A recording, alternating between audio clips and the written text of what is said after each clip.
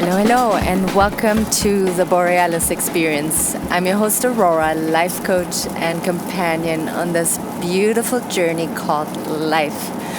I'm so happy to be spending some time with you today. I hope you feel good. I hope you feel safe. I hope you feel understood and supported.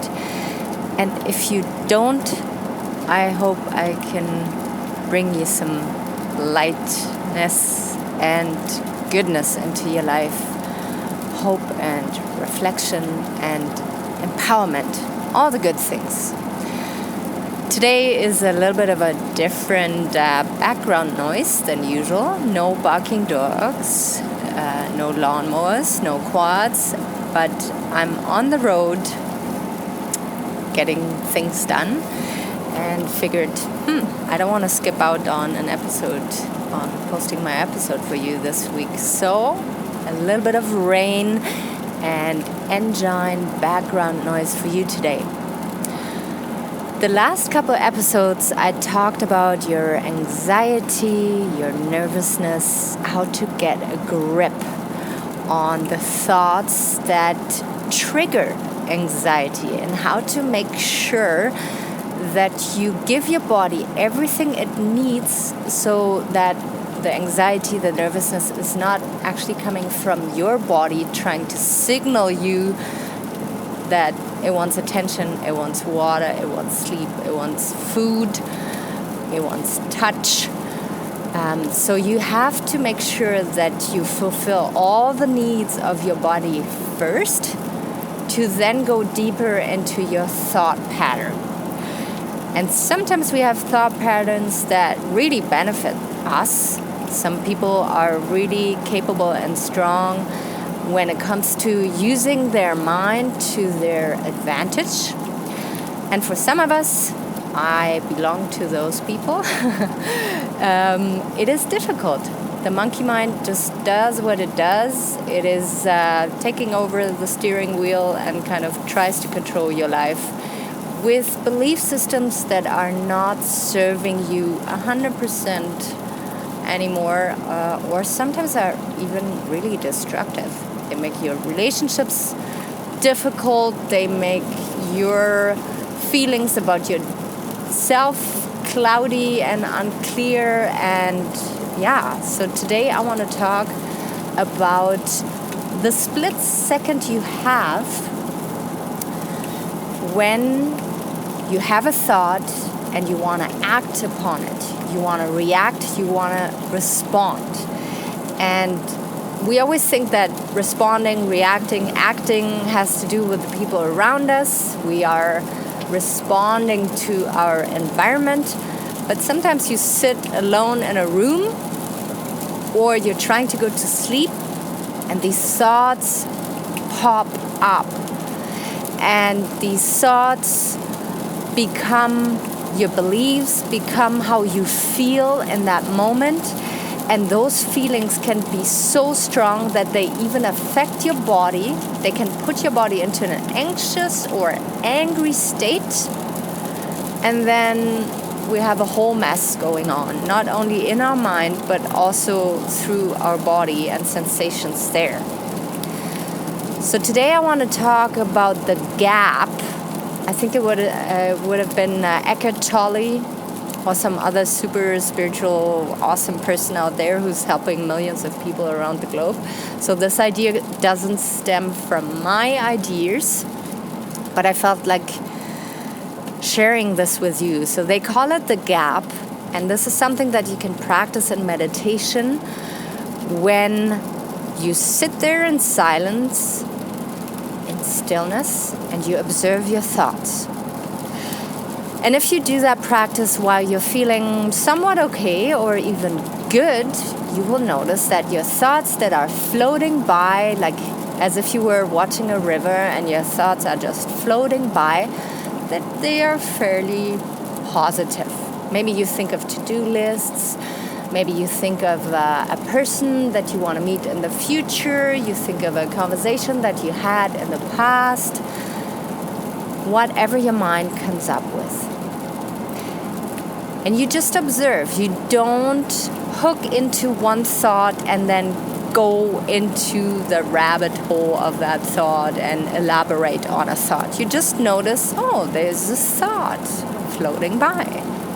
You let it float by. And that was the hardest part for me to learn meditating, because I thought, oh, I need to not think of anything. I have to sit in stillness. I'm not allowed to scratch when I need to scratch. But what I've learned is when you meditate, you're training your mind to listen to your conscious and to explore what your unconscious mind is coming up with. So you consciously choose the thoughts that you want to engage in. That is what you train when you are in a safe environment, in stillness, silence, by yourself. And you train this to then, when you go out into the world and you are feeling triggered by other people or circumstances, that you come back to that stillness and remember that you have the power to create a space, a gap, and be it only 1, 2, 3, 4, 5 seconds before you react to that thought. So again, we come back to your stillness and safe place session, where you decide which thought you're following and which not. Maybe you don't follow any thought and you just let everything float by, and you tune into your breath. You tune into your body and feel sensations. Feel your buttocks touching the ground. Feel your hands maybe squeezing your legs. You're here in the present moment, and your thoughts are just floating by. And the more often you train your mind to not hook into a thought, into a belief, the more you will feel in power over these thoughts. So that if you are going out into the real world and meet with a person who says something that doesn't quite string a good chord, so to say, that doesn't feel good, you give yourself that break, that gap, before reacting. So instead of telling yourself, oh, I gotta be positive all day long, I'm not allowed to react, I have a nice smile on my face, like toxic positivity kind of thing, you just become aware of what happens in that split second when somebody says something that triggers you. Oh, you feel your heart rate going up. Oh, you feel like you're tensing up. Oh, you blush. Oh, you feel like running away. Notice the reaction, the physical reaction that you have, and notice the thoughts that pop up, and don't engage in them. So let's take Auntie Susan, who's on your case because you're still not married, or you're freshly divorced and you're single and you're enjoying your life, but you really shouldn't be enjoying your life because you should get married again and have children, blah, blah, blah, bullshit expectations from the outside world. Instead of becoming defensive with Auntie Susan, you just take a breath, take a couple seconds, and also add this little sentence to your repertoire, to your tool set. This is her experience. This is her expectations towards herself. She's trying to put that onto me, and I choose to not take it. It's like a gift. And I'm not gonna receive it because I don't want it. It's not in alignment with my values. In that second, in those couple seconds that you take a break, breathe, think about what was just gifted to you, you will then be able to gracefully react and to respond in a way that is so kind and so loving and so direct and so awesome boundary setting style that you can say something like, I really appreciate your concern about my happiness and how I should live my life.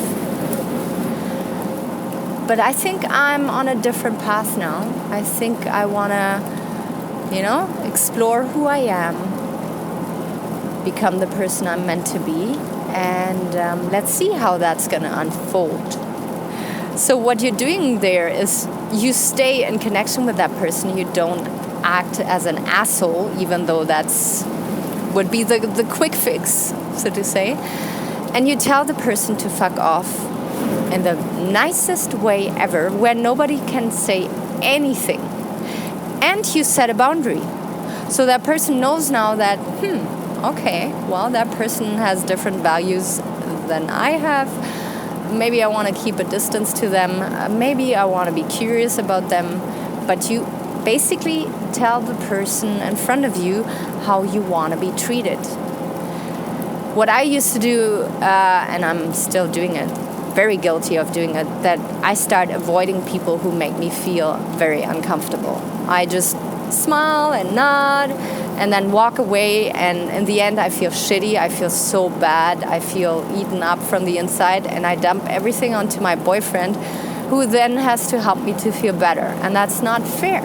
If I was to set boundaries right away, if I was to train my mind to not react in the moment when a person triggers me, to know that I have the strength to set a boundary and to tell people, hey, this is not making me feel any good, and this is not what I want to talk about right now, then I feel empowered about myself, and the other person also knows, okay, in the future they don't need to bring up that topic again. So what I'm doing is that I'm standing up for myself, at the same time standing up for my relationship, protecting my boyfriend from being a miserable little bitch. And the other person knows that I want to stay in contact with them, but I have conditions under which I want to be in relation with them. So this is the split second that you have before you react, before you respond, and you can widen that gap to your liking. To the point that people will repeat their question and be like, hello, are you here? Are you listening? And you'll be there like, yeah, I'm listening. I'm just trying to respond in a way that is reasonable, but also true to myself. So don't be shy to try it out, especially when you are in a good place, but also if you don't feel so good right now, to make space to sit in stillness and silence and to not engage in your thoughts, especially if you don't feel good, to just let them float by and to see what happens, to tune into your breath, to feel your body. And this is a tool that you can take into the world wherever you go, and it will serve you so well. I know this for certain. All right, I'm going to leave you with this. Check out my website, auroraeggertcoaching.com. Find out how I can support you on a deeper level. If you enjoy my podcast, make sure to leave a review, share with people you care, and I will be out there for you very soon again. Also, if you have requests for future podcast episodes, shoot me a message on Facebook, and I will make sure to have it out there in a timely fashion. All right. Bye-bye.